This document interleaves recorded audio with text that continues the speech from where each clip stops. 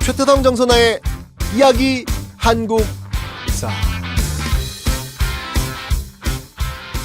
네, 안녕하세요. 큰별쌤 최태성입니다. 이야기 한국사. 느끼해요? 제가 지금까지 쭉 한번 그렇게 한번 톤으로 와봤는데 저도 사실 할 때마다 민망합니다. 네. 아무렇지도 않고 저 얘기하는 거 아니에요, 여러분들? 네. 자, 이번 시간에는 우리가 지금 현대 정치사를 공부하고 있는데 박정희 그 유신 정부. 저번 시간에는 이제 박정희, 그러니까 1960년대 박정희 정부를 봤고, 이번 시간에는 주로 이제 1970년대 박정희 정부를 좀 보려고 합니다.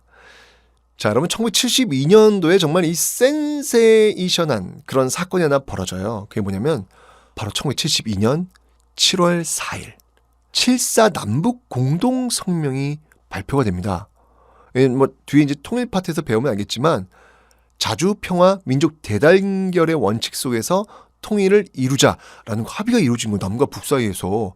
정말 놀랄 놀자죠. 왜냐하면 이제까지 북한은 타도 대상이고 협상의 대상이 아니었는데 갑자기 북한하고 지금 손을 잡고 지금 공동성명을 발표했단 말이에요. 자, 이런 분위기, 7월 달에 이런 분위기 속에서 10월 달에 대통령의 긴급 담화문이 발표됩니다. 그것이 바로 10월 유신입니다. 자, 이게 한 번 더 헌법을 바꾸는 건데요. 이 7차 개헌이에요. 이 7차 개헌의 핵심은 뭐냐면 대통령 간선제입니다. 이제 대통령은 국민이 뽑지 않는 거예요. 대통령을 간선 형식으로 뽑겠다라는 게 바로 이 7차 개헌의 핵심입니다. 다른 말로 이걸 우리는 유신헌법이라고도 하죠. 그 유명한 유신헌법이라고 합니다. 자, 그러면 아니 대통령을 그럼 어디서 뽑아요? 네, 대통령을요 통일주체국민회의에서 뽑습니다. 가만히 있어보자. 재헌헌법에서는 여러분 대통령을 어디서 뽑았죠? 국회에서 뽑았어요. 그죠? 그 다음에 이제 이 7차 개헌 유신헌법에서는 대통령을 어디서 뽑는 것이죠? 통일주체국민회의에서 뽑게 되는 것입니다. 자, 이거 명백히 이건 간선제가 되겠습니다. 그죠? 대통령 임기는 뭐 규정상 6년이에요. 그런데 중요한 건 뭐냐면 6년으로 끝난 게 아니라 또 나올 수 있어요. 계속 나올 수 있어요. 그러니까 이건 무슨 말이냐면 바로 죽을 때까지 대통령을 할 수 있는 종신 대통령의 길을 열어놓은 거예요. 그러니까 이승만 정부 같은 경우에는 4.4 5.입 개헌에서 2차 개헌이잖아요. 그 2차 개헌에서는 초대 대통령에 한해서 라는 단서를 붙여놓고 또 초대 대통령에 한해서 대통령 후보로 나설 수 있다라고 하는 규정이 들어간 거잖아요. 선거를 안 하겠다는 게 아니라 선거는 하겠다는 것. 이제 이게 2차 개헌의 핵심이었는데 지금 여기 7차 개헌 유신헌법은 아예 선거 자체가 의미가 없죠. 왜냐하면 대통령을 어디서 뽑는다? 통일주체국민회의에서 뽑으니까.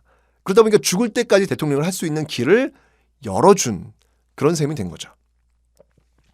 자, 또 이 유신헌법의 핵심은 뭐냐면요. 국회를 이게 이제 해산하고 이제 이 유신헌법을 만드는데 국회의원 3분의 1을 추천할 수 있는 그런 권리를 또 대통령이 줍니다. 와, 이거는 좀 문제가 있죠. 왜냐면 지금 현대사회, 현대민주주의 사회에서의 핵심은 뭐냐면 삼권 분립이거든요. 입법, 사법, 행정이 분리가 되어 있어야 되는데 지금 이건 어떤 거예요? 대통령이 국회의원 3분의 1을 추천해서 임명할 수 있다? 아하, 이건 삼권 분립이 깨지는 거죠. 왜냐면 지금 행정부가 입법부의 의원들을 지금 추천할 수 있는 권리, 그리고 이제 그들이 이제 임명이 되는 건데 이걸 준다는 얘기는 삼권 분립이 존립할 수가 없다는 것이죠. 유신헌법 닿습니다. 그러니까 당연히 당시 사람들은 반대하죠. 반대를 하는 사람들이 꽤 많은데 이 반발하는 사람들을 그럼 어떻게 처리할 것이냐. 긴급조치권. 아, 이게 유명한 그 무서운 긴급조치권이라는 겁니다. 이 긴급조치권을 통해서 통제를 하는 거예요. 근데 여러분들 역사를 공부하다 보면 배우는 게 하나 있어요. 그게 뭐냐면 바로 권력은 영원하지 않다는 거예요. 역사를 통해서 여러분들 그런 걸 배워야 됩니다. 여러분도 인생에서 전성기가 분명히 있을 거예요. 네, 분명히 있을 겁니다. 근데 여러분의 전성기도 영원하진 않습니다. 역사나 사람이나 비슷해요. 그 전성기라고 생각했을 때 잘 내려오는 게 중요한데 그걸 잘 못하죠. 네. 지금 이 유신 체제도 역시 마찬가지. 이게 계속 영원할 거라고 생각을 했던 것 같아요. 네, 결코 그렇지 않습니다. 결국 1979년 무너지게 되죠. 당시 상황을 보면 그 YH 노조들이 이 야당 당사에 들어와서 시위를 해요. 문 닫은 공장을 다시 돌게 해달라라고 하면서 YH 노조가 시위를 하는데 이때 이제 공권력이 투입돼가지고 강제 진압을 합니다. 그러니까 야당 당수였던 이 김영삼 당시 그 김영삼 씨가 너무 화가 난 거예요. 그래서 이제 이 외신 기자들을 불러 모아가지고 도대체 외신 기자들은 뭐 하는지 모르겠다. 이런 정보 비판해야 되는 거 아니냐? 라고 이야기를 했다가 국가 원수를 그렇게 외국 기자들한테 망신을 줬다라고 해가지고 김영삼을 국회에서 제명을 시켜버리죠. 자, 이런 일이 지금 벌어지고 있자 부산과 마산 지역의 그 대학생들이 이건 아니지 않냐.